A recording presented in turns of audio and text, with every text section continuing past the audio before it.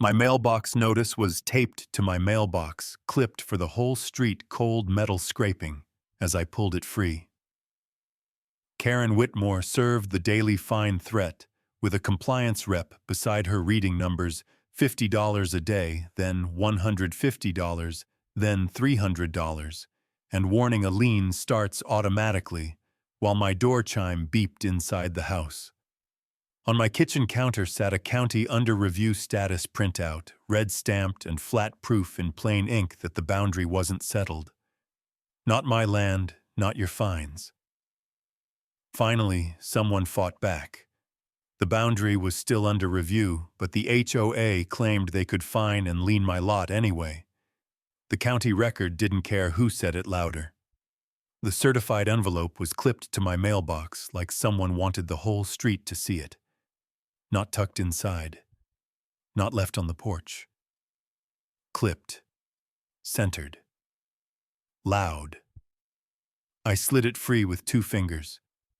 Through the window, I caught the headline in heavy type, "Daily fines on your lot effective today." I read it twice, hoping the words would change. They didn't. Near the corner by the tree line, an orange survey stake leaned at an angle that felt wrong. Yesterday, it had stood straight. Somebody had touched it. I tore the envelope open right there by the road. Inside was a formal notice on Magnolia Heights letterhead, crisp as a brand new dollar. Notice of violation and daily fine schedule. Unapproved fence placement. Encroachment into community land. Failure to comply with neighborhood standards. Then, the part that made my stomach drop daily. Fine schedule. $50 per day, beginning immediately, $150 per day after 72 hours, $300 per day after 7 days, and at the bottom, smaller type. Failure to pay may result in a lien against the property. Gravel crunched behind me. Heels, not boots. "Good morning, Daniel." Karen Whitmore stood at the edge of my driveway in a cream coat, hair perfect smile practiced. Behind her was a man in a reflective vest holding a clipboard like it was authority. Her eyes flicked to the paper in my hand. "I'm glad you received the notice." "I received it," I said. The man cleared his throat. "Sir, I'm with compliance. We're here to confirm you understand the enforcement process." Karen lifted one finger without looking back. "Let's keep it neighborly." Neighborly. That word always showed up right before she pushed. I held the notice up. "Daily fines." "They're daily," she said. The board voted unanimously. "This fence issue has gone on long enough." "My fence issue?" I asked. "On my lot," Karen's smile tightened. "It's not about you, it's about the community, property values, standards, fairness." I tapped the notice where it said encroachment. "You're calling my land community." Karen stepped closer still on my driveway like she belonged there. "The property lines are clear." "No," I said. "They're not. The property lines are still under review." Her expression flickered annoyance, then control. "We have documentation." "You have a stake," I replied, nodding toward the orange marker. "And somebody moved it." The compliance rep shifted eyes, dropping to the stake. Karen's voice softened the way people soften when they think you'll cave. "Daniel, you can argue with me." She tapped the fine schedule with a manicured nail. "Or you can pay. Either way, the fines start now." There it was. Not a request. A sentence designed to make a man fold. "You're threatening me," I said. Karen gave a little laugh. "No one is threatening you. This is policy. Policy on a lot the county hasn't finished reviewing," I said. She tilted her head. "If you were a good neighbor, you'd make it easy." I took a slow breath and pointed down my driveway. Get off my land." For a moment she didn't move. She looked at me like she wanted me to snap. Then my front door chimed from inside the house. Beep. Karen's eyes cut toward the sound. The compliance rep flinched. Karen finally stepped back, but she didn't stop talking.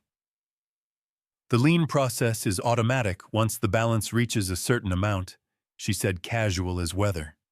"You really don't want that on your record." She turned and walked away, heels clicking on gravel. The compliance rep followed clipboard tight to his chest. I stood by the mailbox with the notice trembling slightly in my hand. Not from the cold, from the plan behind it. At the bottom of the page, the line stared up at me again. "Failure to pay may result in a lien against the property." The orange stake had moved again. I noticed it before I even made it to the mailbox. It was closer than yesterday, nudged inward like someone was testing how far they could push without getting caught. 2 inches doesn't sound like much until it's 2 inches of your land. My lot. Not theirs. I stood at the edge of the grass, with my hands in my pockets, staring at that bright plastic cap like it was staring back. The morning was quiet, except for a dog barking somewhere down the block and the faint rush of traffic near the main road.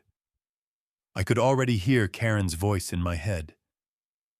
Property values, standards, fairness. I could also hear my own voice sharper than I wanted it to be, saying things I'd regret. That was the trap. If I reacted, she'd win. Not in court, not on paper, in public, in the neighborhood group chat, in the sideways looks, in the stories people repeat without checking. I forced myself to step back from the stake and walk toward the HOA entrance sign instead. It sat on a stone base with polished letters, the fountain behind it, running like money didn't matter. Magnolia Heights. A couple walked past with matching jackets and a golden retriever on a leash. The man glanced at me, then looked away too fast. The woman kept her eyes straight ahead like she'd been trained. That was new. That was Karen working. When I got home, my phone buzzed before I even shut the front door. An email. Subject: past due balance. Daily fines in effect. Status received. I stared at the screen until my thumb went numb. The balance had jumped overnight. The daily amount was higher too, like they were daring me to blink. I walked onto my porch and hit the door camera app, pulling up the feed from the driveway. The little icon glowed in the corner, steady and watchful. Beep. The sound made my shoulders loosen just a little. At least one thing in this fight didn't have a smile. I called Diane Chen before I could talk myself out of it. She lived 3 houses down from me, one of the few neighbors who'd ever waved first. She picked up on the second ring.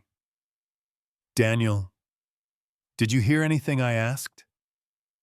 There was a pause, and I could almost see her deciding how honest to be. "They're saying you stole community land," she said quietly. "That your fence is creeping. That you're refusing to follow rules." My throat tightened. "My fence hasn't moved." "I know," she said. "But Karen's telling it like it has. She's telling it like you're the kind of guy who thinks he's above everybody." I looked out at my yard, at the stake at the fence line that hadn't budged an inch since the day I repaired it. "She's doing this while the property lines are still under review," I said. "I heard her say that doesn't matter," Diane replied. "She said the HOA doesn't have to wait." My hand clenched around the phone.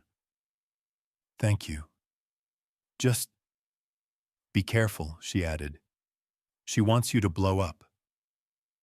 When the call ended, I didn't call Karen. I didn't email the board. I didn't write a long message for the neighborhood page. I called Grace Chen. I'd met Grace once at a community fundraiser years ago, back when Magnolia Heights was still a construction site. and people smiled at each other like they meant it. Diane had mentioned her name last night like it was a lifeline. Grace answered with a calm voice that didn't waste words. Daniel. They're fining me daily, I said. On my lot. And the property lines are still under review. Don't argue with them, Grace said immediately. I blinked. What? Don't argue, she repeated. Arguing gives them a clip, a screenshot, a story. You want proof, not noise. I stepped off the porch and walked toward the stake again, keeping my voice low. They're threatening a lien. I know, she said. That's the pressure point. They don't have to beat you in court. They just have to bleed you until you quit. I swallowed. So what do I do? Document everything, Grace said. Every notice, every email, every change. Take a photo of that stake every morning with a timestamp. Put a measuring tape beside it. Make it undeniable. I stared at the stake like it might move again just from being watched. And if I catch someone messing with it, I asked. You record, she said. You don't confront. You don't threaten. You don't touch them. You record. My jaw tightened. This is insane. It's calculated, Grace replied. They're building a paper trail that makes you look like the problem. We build one that shows they're enforcing on a boundary they can't legally define. I let the words sink in. Boundary. Legally define. Under review. Hope didn't feel like relief. It felt like a door cracking open. Okay, I said. Good, Grace replied. And Daniel, don't pay them a dime yet. Not until we decide what it buys you. That night I didn't sleep much. Around 11, I heard a faint sound outside, not loud enough to wake the neighborhood, just enough to wake someone who was already listening. I rolled out of bed and moved to the window without turning on a light. The yard was a dark sheet of cold. The fence line was a shadow. The stake was a small, bright mark under the porch light. Then I saw him. A reflective vest near the edge of my lot, crouched low, one hand on the stake. A flashlight angled down, careful not to sweep toward the house. For a second, my body surged forward on instinct. Then I heard Grace's voice in my head. Don't confront, record. My phone was in my hand before I realized it. I opened the camera app and hit the button. Beep. I held my breath, watching through the screen as the man shifted the stake just a little, then stood and walked away like nothing had happened. I didn't move. I didn't shout. I just kept recording in the dark, because now I understood the game. The county clerk didn't even look surprised when I slid my paperwork under the glass. She was in her 50s, hair pulled back tight, reading glasses low on her nose. The kind of woman who'd seen every neighbor war in Chesterfield County and could tell you who was wrong before you finished the first sentence. What's the address? She asked. I gave it to her. She typed with 2 fingers, the keyboard clacking like it was tired of being needed. Behind me, the records office hummed with low voices and the steady shuffle of people waiting their turn. A man in a ball cap held a folder against his chest, like it contained his whole life. A couple argued quietly about a permit. Someone's phone rang and got silenced fast. The clerk clicked through a few screens, then paused. I leaned in. So, is it settled yet? She shook her head once. Still under review. The words hit me like a cold splash. Still, I repeated. She finally looked up at me. Survey dispute. Boundary adjustment request. 2 parties. 1 file. I felt my jaw tighten.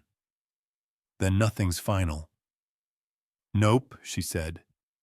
Nothing's final. I swallowed, keeping my voice calm. So the HOA shouldn't be enforcing anything on that line. The clerk gave me a look that said she didn't make the rules, she just watched people break them. They shouldn't be doing a lot of things, she said. Doesn't mean they won't. I nodded slowly. Can I get proof? Something official. Stamped. She reached for a form like she'd done it 100 times this week. You want a status printout? Yes, I said. I want it to say under review.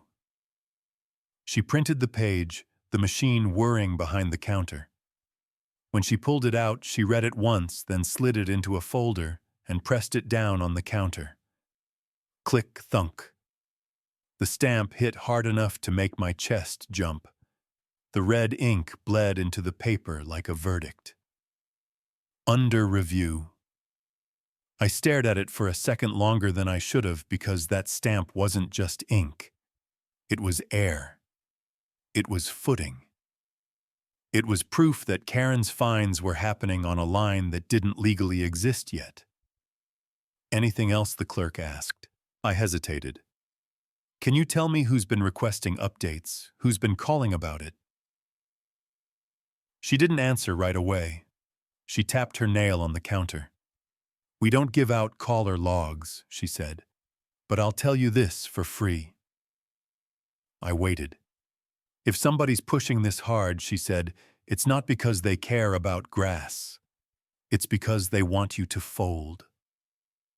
I thanked her and walked out with the stamped paper held tight in my hand. Outside, the sky was a flat winter gray, and the wind cut through the parking lot like it had teeth. I sat in my truck for a moment before turning the key, just breathing and staring at that stamp. Under review. It should have been enough to pause everything. It should have forced the HOA to back off. But deep down, I already knew what Grace had said was true. They weren't looking for fairness. They were looking for leverage. I called Grace from the lot before I even drove away. She answered like she'd been waiting. You got it? I got it, I said. Stamped. It says under review. Good, she replied. That's your anchor. Then why do I feel like it won't matter, I asked. Because it won't matter to them, Grace said. Not yet. I frowned. Not yet, Grace's voice stayed calm, but there was something sharper under it now, like a blade hidden under cloth. Daniel, listen to me, she said. People like Karen don't stop when they're wrong. They stop when they overreach, and it costs them. I gripped the steering wheel. So we wait for her to mess up. We don't wait, Grace corrected. We prepare. We document. We stay clean. And we let her make the mistake in writing. I stared out at the county building, at the American flag snapping in the wind, at the slow line of cars, coming and going, like nobody understood how close a quiet life could get to falling apart. She moved the stake again last night, I said. Grace didn't sound surprised. Did you record it? Yes. Good, she said. Don't tell anyone you have it. Not yet. I swallowed. Okay. And Daniel, she added. Yeah. Under review should pause enforcement, she said.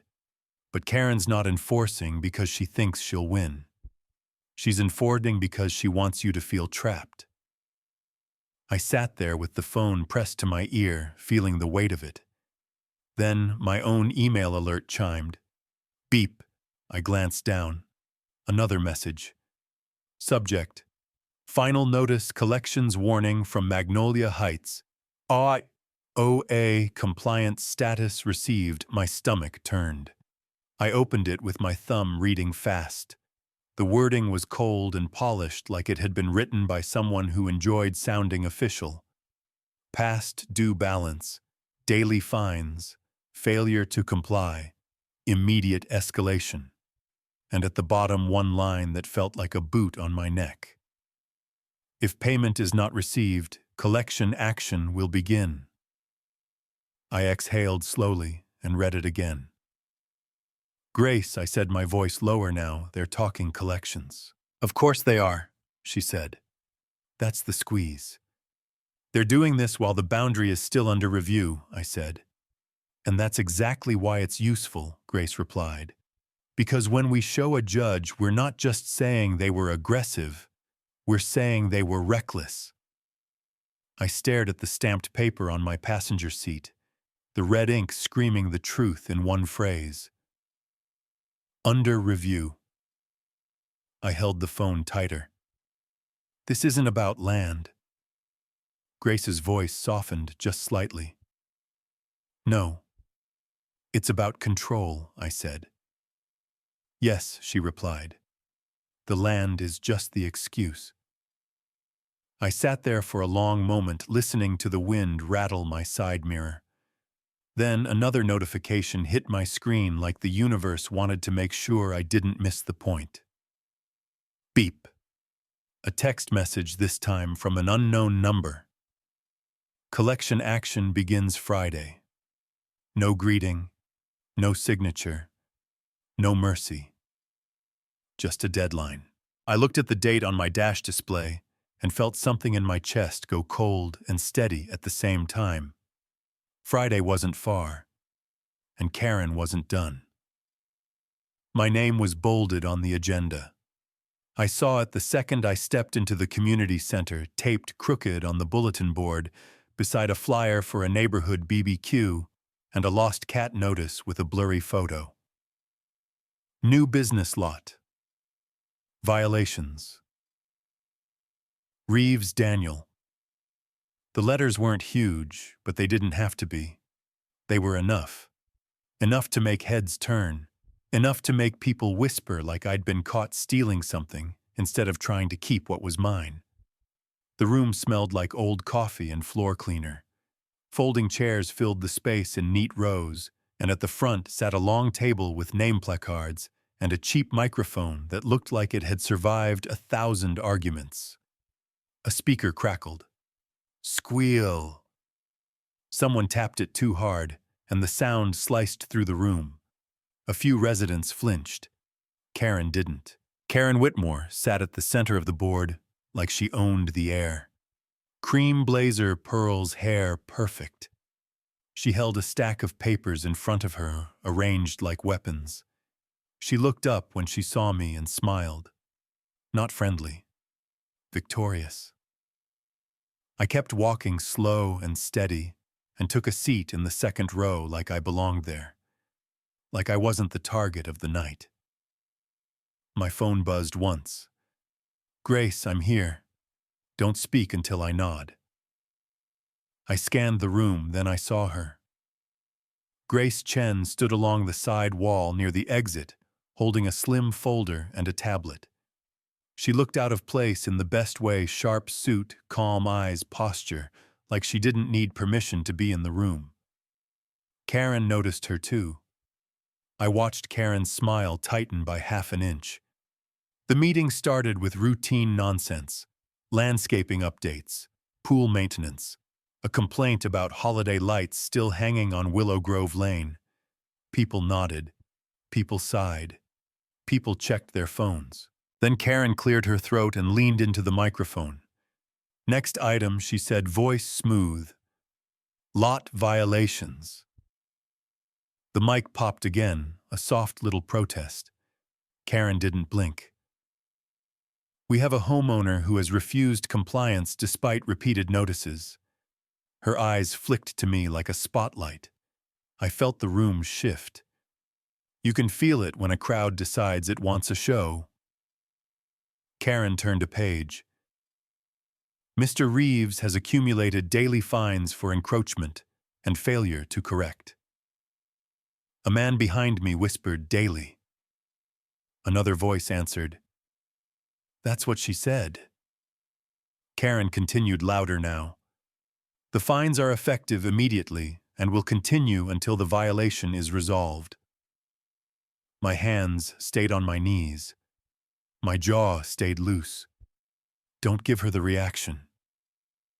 Grace moved, then stepping forward with a quiet confidence that made the room hush without anyone realizing why. Madam President, Grace said. Karen's lips pressed together. This is a board meeting. Who are you, Grace Chen? Grace replied. Counsel for Mr. Reeves. A few residents murmured like the word counsel changed the temperature. Karen lifted her chin. This isn't court. Grace nodded. No, but you're creating a record. That landed. Karen glanced at the board members beside her like she didn't like the idea of being watched by something other than her own authority. Grace placed a single paper on the table in front of Karen, sliding it forward with 2 fingers. Stamped in red. Under review. The clerk's ink looked even louder under the fluorescent lights. Grace spoke clearly so everyone could hear. Chesterfield County records confirm the property line dispute is still under review. Karen didn't pick up the paper right away. She stared at it like it offended her. Grace continued calm and measured. There is no final boundary determination. Enforcement actions based on an unresolved line are improper. A woman near the back raised her eyebrows. Someone else leaned forward, suddenly interested. Karen finally touched the paper, then scoffed into the microphone. That doesn't stop the HOA from protecting the community, she said. Grace didn't move. It should. Karen's voice sharpened. Our compliance process doesn't pause because one homeowner claims confusion. Grace tilted her head slightly. Confusion isn't the word. The county's position is stamped in red ink. Karen's cheeks flushed, and I could tell she hated that Grace sounded reasonable. Karen wanted me angry. Karen wanted me defensive. Grace was stealing her stage. Karen tapped her pen against the agenda. The daily fines will continue. A man in the 3rd row spoke up.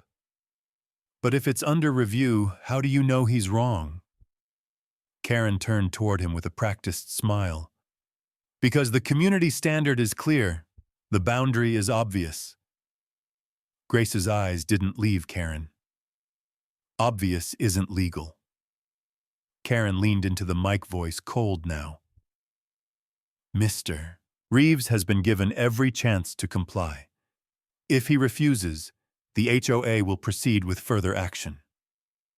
Grace's tone stayed steady. Define further action. Karen paused just a beat too long. She looked around the room, sensing the crowd. And I realized something then. Grace was right.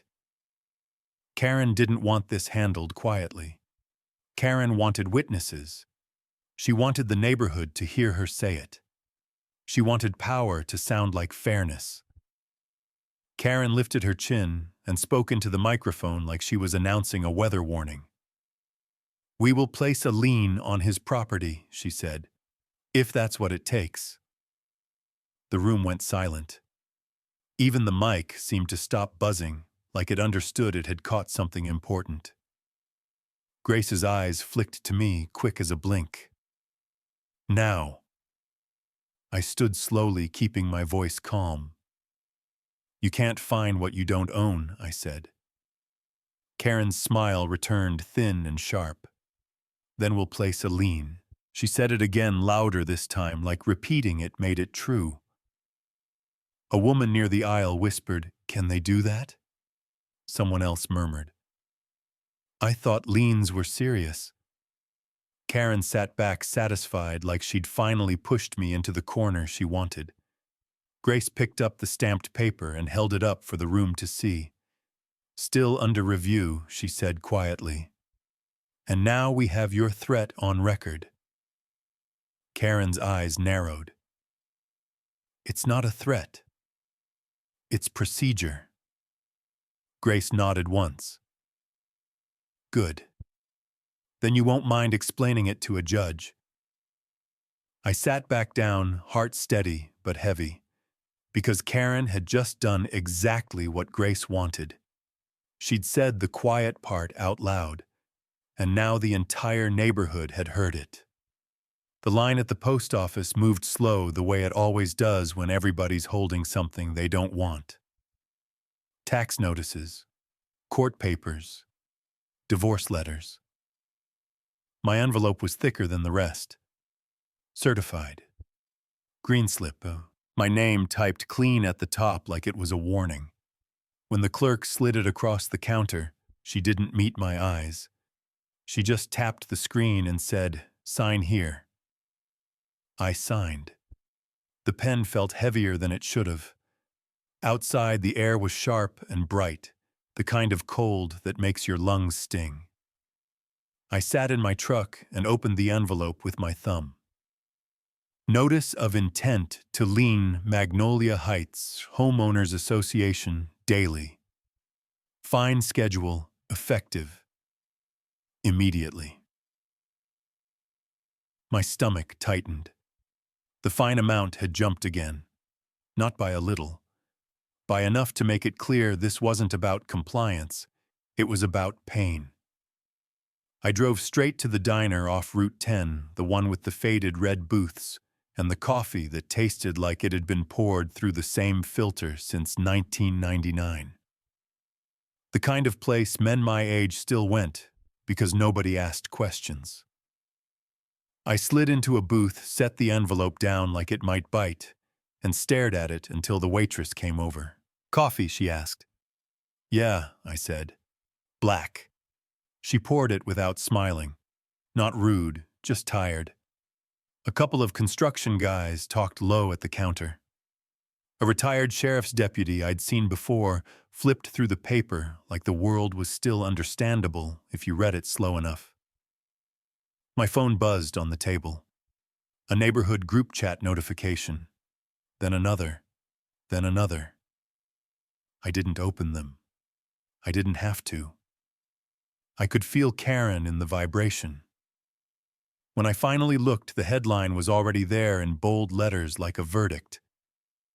HOA president says farmer next door is stealing community land farmer. I hadn't been called that in years, not since I was a kid. But Karen used it like an insult, like it meant uneducated, stubborn, disposable. Under the headline was a blurry photo of my fence line zoomed in tight. No context, no county stamp. No mention that the boundary was still under review. Just noise. A comment below it read, "He thinks rules don't apply to him. Another fine him until he learns. Another lien him. Make him sell." I set the phone down and took a long sip of coffee, letting the heat burn my tongue just to feel something real. Diane Chen slid into the booth across from me without asking. She looked like she'd driven over the second she saw my name online. Her hair was pulled back, scarf wrapped tight, cheeks red from the cold.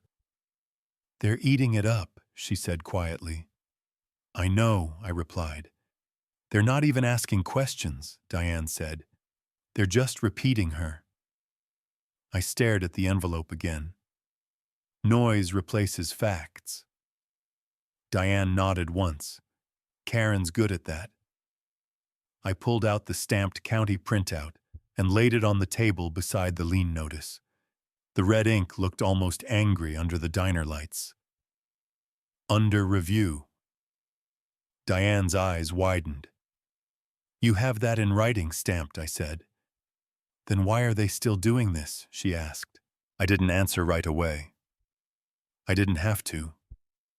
Diane already knew. Because Karen wanted control. And she wanted it publicly. That afternoon, I went home and sat at my tool bench in the garage, the same bench my father had used when he fixed lawnmower engines and patched things that weren't supposed to last. I laid everything out like evidence in a case file. The certified mail notice, the daily fine schedule, the stamped county status page, screenshots of the group chat posts, a photo of the stake moved 2 inches, then 4. The orange cap looked harmless in a picture, like a toy, like nothing. but it had turned my quiet property into a battlefield. My door camera pinged. Beep. Someone walked past the driveway, slowed, then kept going. A woman with a stroller. A man walking a dog. Normal life moving around my trouble like it didn't want to touch it. By early evening, another email hit my inbox. Subject: board vote. Lien authorization status received. My hands went cold. The message was short, almost polite. The HOA board would vote tonight to authorize the lien placement due to continued non-compliance. Residents were encouraged to attend. Encouraged, like it was a community event, like popcorn should be served. Diane stood in my doorway, arms crossed. "You going?" "I have to," I said. "You're not going alone," she replied. When we walked into the community center, it was already loud. The folding chairs were full. People stood along the walls. Karen's supporters sat near the front like a cheering section. I could feel eyes on me the moment I entered. Some were curious. Some were angry. Some were excited. Karen sat at the board table with her papers stacked high, microphone centered in front of her like a crown. When she saw me, she smiled again. That same thin smile. The meeting started, but it wasn't really a meeting. It was a performance. Karen spoke first, voice smooth and controlled. "We are here tonight because one homeowner has chosen to ignore community standards." I heard someone mutter, "That's him." Karen continued. "This isn't personal. This is about protecting property values and fairness." Fairness. I almost laughed. She held up a printed photo, the same blurry fence shot that had been posted online. "This," Karen said, "is what he's doing, encroaching onto HOA-managed land." Grace wasn't there tonight. She'd warned me earlier she had court in Richmond and couldn't make it, but she'd told me exactly what to do. Stay calm, speak facts, let Karen talk. Karen pointed at the photo like it was proof. A man near the aisle raised his hand. "If he's stealing land, why hasn't the county fixed it?" Karen's eyes flashed. "The county is slow," she said. "But the HOA can act now." Diane stood up before I could. "Act on what?" she asked, voice sharp. "A boundary that's still under review." The room shifted. Karen's smile faltered. "Ma'am, this is board business. It's my neighborhood," Diane replied. "And you're threatening daily fines on his lot, while the property lines are still under review." Heads turned. Whispers spread. Karen leaned into the mic. "The fines are lawful." I stood up slowly, holding the stamped county page in my hand. I didn't wave it. I didn't shout. I just raised it where everyone could see. "Chesterfield County stamped this," I said. "Still under review." Karen's eyes narrowed. "That doesn't stop enforcement." "It should," I replied. A woman in the third row spoke up. "If it's under review, how can you line him?" Karen's voice stayed smooth, but I could hear the edge. "Because we have authority to protect the community." A man behind me said, "Sounds like bullying." Someone else snapped, "Or sounds like rules." The room buzzed with it. Facts getting drowned in feelings. Karen lifted her chin. "The board will now vote to authorize lien action." My chest tightened. This was the moment. The public squeeze. The microphone squealed again as she adjusted it. Squeal. Then the board members started raising hands one by one. Diane whispered, "No." I watched the vote like a slow-motion accident. And then a board member, Tom Hendris, the treasurer, hesitated. He looked at me, then at the stamped paper, then at Karen. His hand stayed down. Karen's head snapped toward him. Tom. Tom cleared his throat. I don't feel comfortable authorizing a lien while the county says it's under review. The room went dead quiet. Karen's face tightened. This is not the time for hesitation. Tom's voice was steady. It's exactly the time. Two other board members shifted in their seats, uneasy, uncertain. Karen's control slipped for the first time. She forced a smile back onto her face. Fine, she said, voice clipped. We'll table the vote until next week. The crowd groaned like she'd canceled a show. I sat back down, heart pounding, not from fear anymore, but from the realization that something had cracked. Not the case. Her grip. When I got home, it was late. The house was quiet, but my nerves weren't. I poured coffee I didn't need and stood at the window watching the faint glow of the subdivision lights beyond my fence line. Then my door camera pinged. Beep. I checked the feed. A figure in a reflective vest near the stake again. Crouched low, flashlight angled down. But this time he wasn't just moving it. He was hammering something into the ground. A new marker. A second stake. Placed deeper into my lot like they were building their own truth. And in that moment, I understood the cliff I was standing on. Karen wasn't waiting for the county. She was manufacturing proof. Grace called me before sunrise. Her voice came through the phone, calm but sharp enough to cut through the fog in my head. I found the one page they ignored, she said. I sat up in bed, heart already thumping like I'd been running. What page? The county intake memo, Grace replied. The part that says enforcement should pause while the line is under review. Not recommended, not preferred. Should. I swung my legs over the side of the bed and stared at the dark window. The subdivision lights beyond my fence were still glowing quiet and smug. So they knew, I said. They didn't care, Grace corrected. And that's better for us. I rubbed my face with one hand. How is that better? Because now it's not a misunderstanding, Grace said. It's overreach. By the time she pulled into my driveway, the coffee was already brewed and my kitchen table was cleared like a war room. Papers were stacked in clean piles, stamped county proof, certified mail notices, screenshots of the stake being moved, the new stake being hammered in like a lie made solid. Grace walked in without ceremony, set her briefcase down, and opened it like she'd done this 100 times.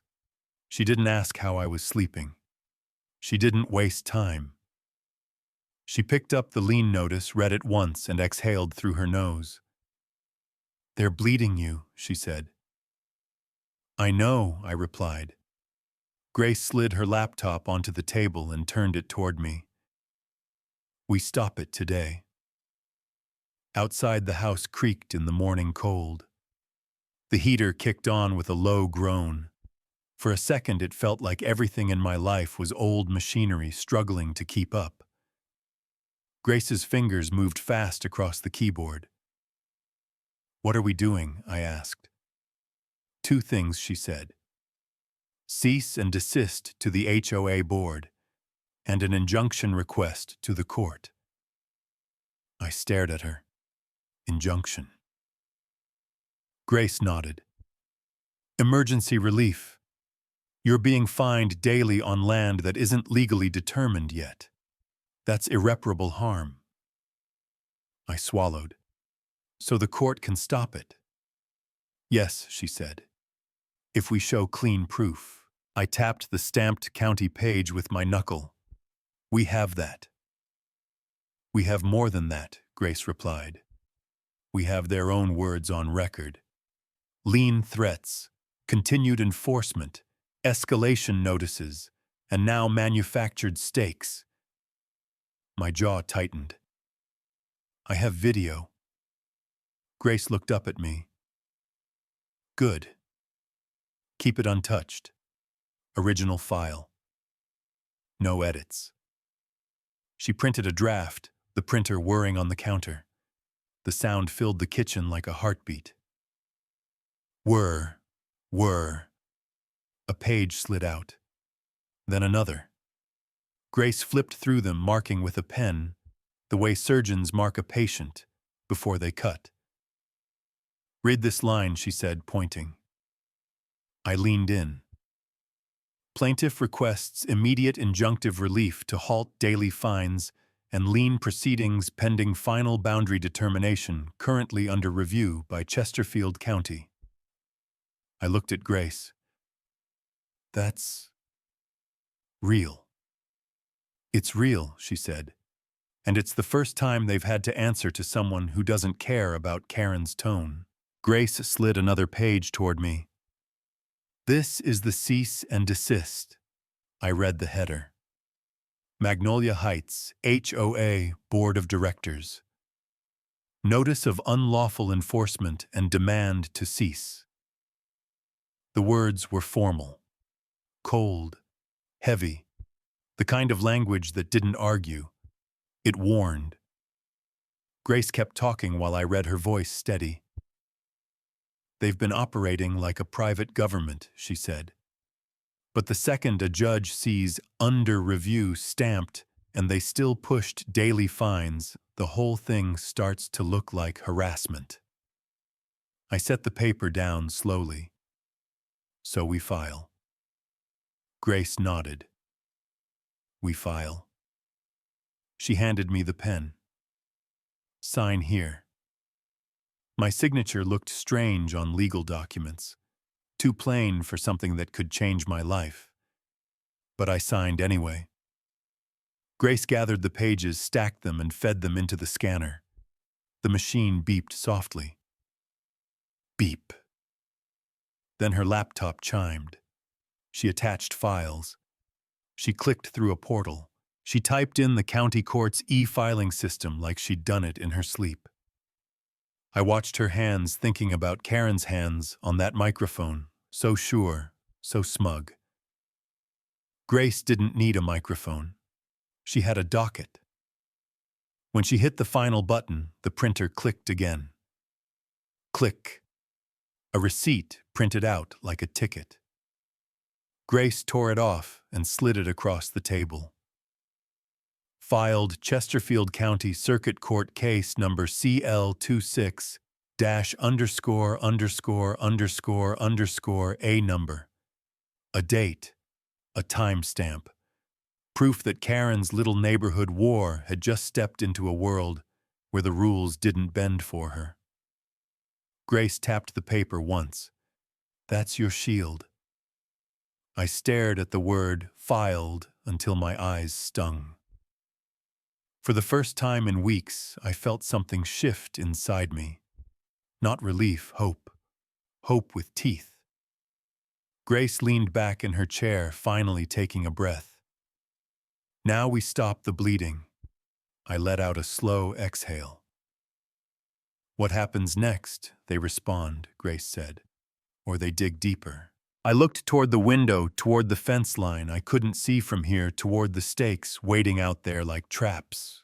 And if they keep pushing, I asked. Grace's eyes didn't soften. Then they pushed themselves into contempt. The kitchen felt quiet after that, like the house was listening too. I poured Grace a cup of coffee. She didn't add cream, she didn't add sugar. She drank it like fuel. My phone buzzed on the table, then buzzed again. A new email. Subject: past due demand. Immediate payment required. Status received. I opened it and felt my stomach drop. The number at the top was bigger than anything I'd seen so far. The daily fines had stacked up like debt on purpose, like they'd been racing the clock. At the bottom, one sentence stood out in bold. Failure to remit payment will result in immediate collection action. I looked up at Grace holding the phone out. They're not stopping, I said. Grace read the screen, then nodded once, almost satisfied. Good, she said quietly. I blinked. Good Grace pointed at the filed receipt on my table, the docket number sitting there like a loaded fact. Because now she said they're doing it after we filed. The hearing room smelled like old carpet and cheap coffee, the kind that sat too long in a warming pot. A small local camera crew had wedged themselves near the back row, shoulder to shoulder, with a handful of Magnolia Heights residents who looked like they'd come to watch a storm.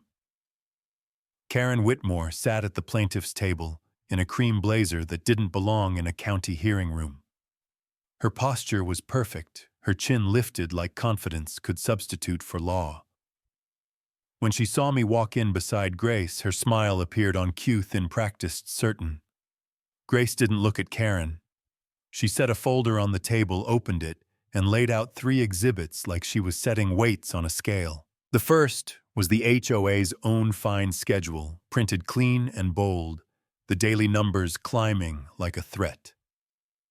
The second was the county status page stamped in red ink. Under review. The third was the filing receipt with the case number and date. Filed. The microphone at the front squealed once when someone adjusted it. Then it settled into a low hum that made every breath feel amplified. A hearing officer in a plain suit took the bench glasses on expression neutral. He didn't have a gavel. He didn't need one. He had something Karen had never been able to charm: authority that didn't care about neighborhood politics. He looked down at the paperwork in front of him. "This is a request for injunctive relief," he said, voice flat. "Immediate halt of daily fines and any lien action pending boundary determination." Grace stood. "Yes, sir." Karen's attorney stood too, a man with an expensive tie and a cheap attitude. "The HOA is enforcing community standards," he said.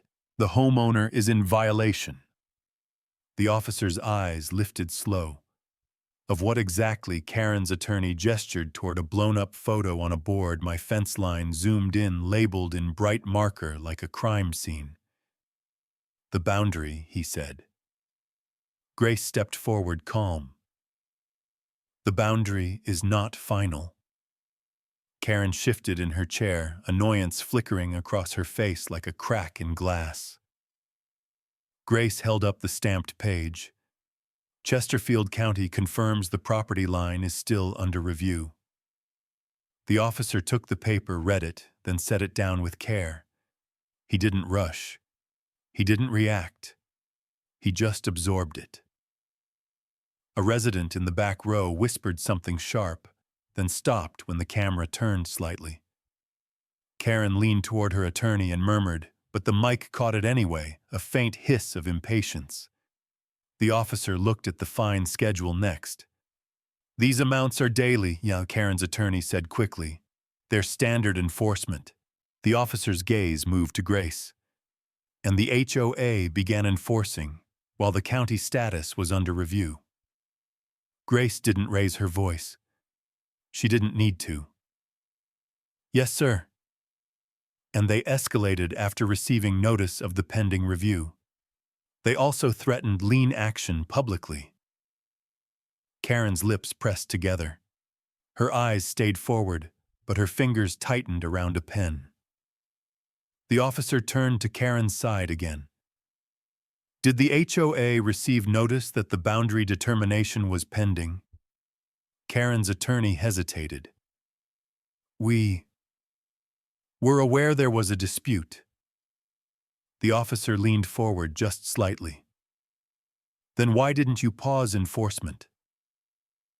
Silence landed hard. Even the mic hum sounded louder. Karen's attorney tried to recover. "Because the HOA has to protect the community. Property values." The officer lifted a hand, stopping him. Then he asked the question that made the room shift. "Do you understand that you cannot fine what you do not legally control?" Karen's confidence faltered for the first time. Her eyes flicked toward the exhibits, then toward the residents behind her, like she needed the crowd to steady her. Grace spoke one sentence, clean and quiet, and it hit the room like a spotlight. Threatened daily fines on my lot, while still under review. The camera in the back adjusted the lens, whirring softly. The officer looked down again, then up, and his voice didn't change. I'm granting the injunction. Karen's head snapped slightly like she hadn't heard correctly. Effective immediately, the officer continued. All daily fines are stayed. Any lien action is prohibited pending final boundary determination. Any further enforcement attempts may be treated as contempt. Grace nodded once, satisfied, like a lock clicking shut. Karen didn't move. She stared forward, frozen, her smile gone, her face pale under the fluorescent lights. Behind her, someone exhaled a long, relieved breath, and for the first time in weeks, the room felt like it belonged to the truth.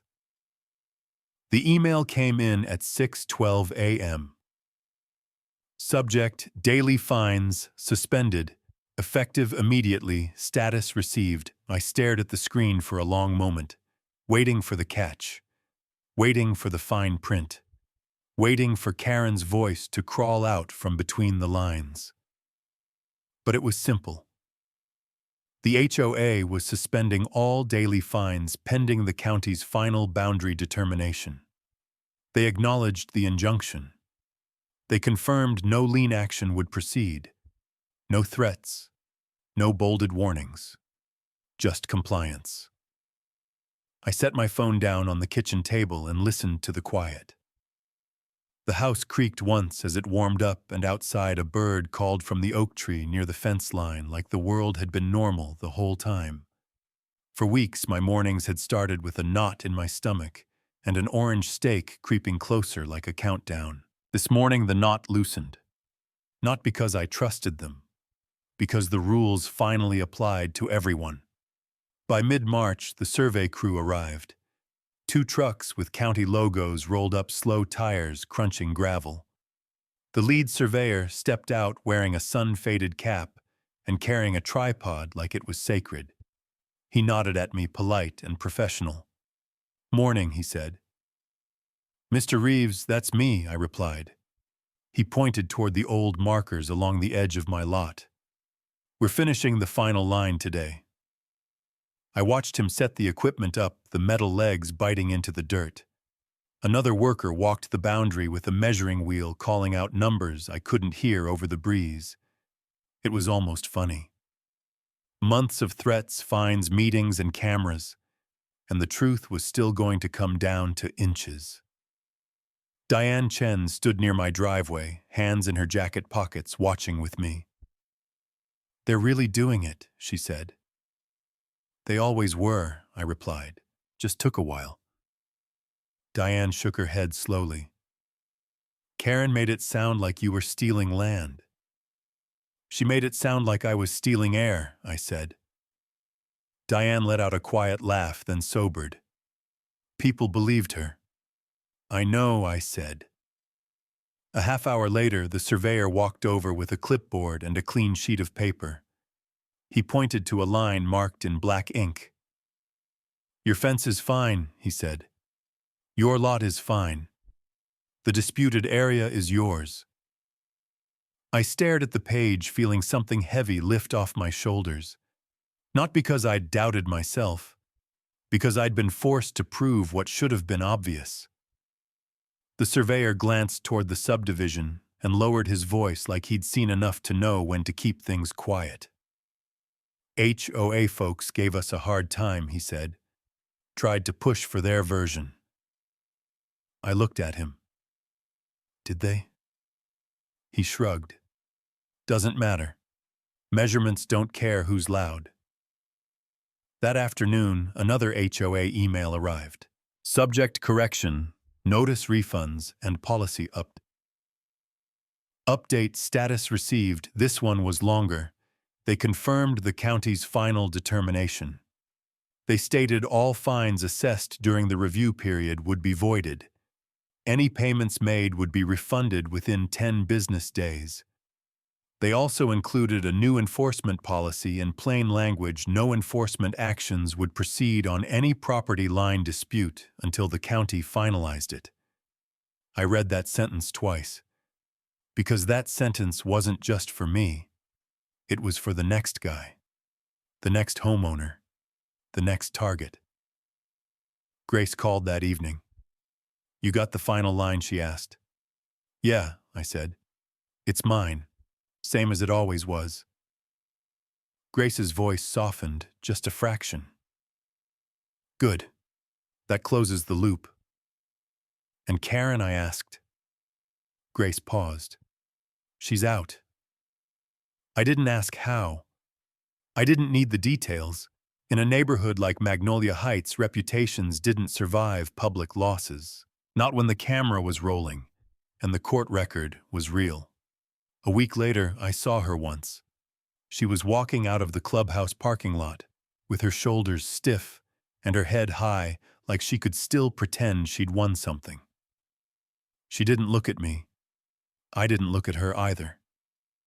Spring came to Chesterfield County, like it always does. Slow at first, then all at once. The trees filled in. The air warmed. The grass turned bright green like nothing had ever been threatened on it. One Saturday afternoon, smoke drifted through the neighborhood. BBQ. I smelled it from my porch, sweet and sharp, and for a second it felt strange, like the sound of laughter didn't belong here anymore. Then I heard footsteps on my gravel. I turned and saw a man from the subdivision, mid-40s, ball cap, holding a paper plate like a peace offering. He stopped at the edge of my driveway, careful not to step too far in, like he'd learned something. "Hey," he said. "Mr. Reeves, yeah," I replied. He cleared his throat. "We're grilling over at my place. Couple neighbors. Nothing fancy." I waited. He nodded toward the subdivision. "I wanted to invite you." The silence stretched for a beat. Then he added, almost embarrassed, "You didn't deserve what they did." I looked out at the yard, at the boundary line, now settled and quiet. The stakes were gone. The grass had already started to cover the scars. Diane stood down the street, watching, arms folded, smiling like she'd been waiting for this moment too. The man shifted his weight. "Anyway, if you want. Burgers, ribs, whatever."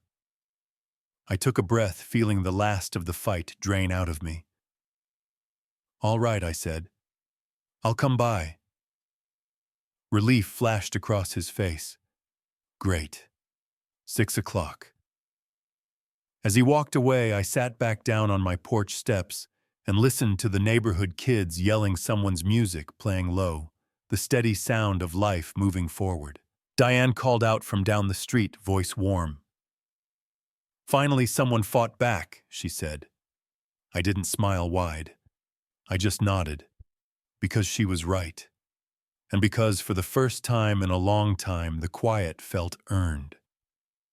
By the clubhouse flagpole, the posted order sat under a fresh county seal, and my repaired fence line finally looked like it could breathe again. The room had heard it read into record, and for the first time Karen's noise couldn't bend the facts. Justice isn't loud, it's steady.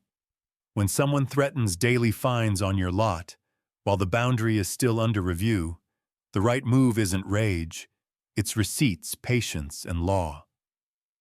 I walked home past the gate smelling BBQ smoke and thought the same thing everyone did. Finally, someone fought back.